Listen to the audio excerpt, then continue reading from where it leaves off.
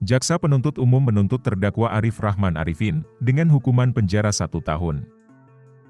Terdakwa kasus penghalangan penyidikan pembunuhan Brigadir Nofriansyah Yosua Huta Barat juga dijatuhi denda Rp10 juta subsidiar 3 bulan kurungan.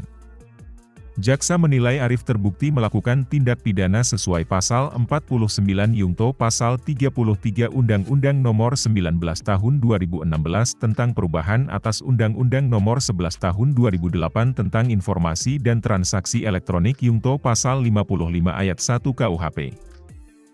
Arif disebut mengetahui rekaman CCTV berguna untuk mengungkap kasus pembunuhan Brigadir Yosua. Arif Rahman Arifin merupakan satu dari 6 terdakwa kasus penghalangan penyidikan pembunuhan Brigadir Nofriansyah Yosua Huta Barat.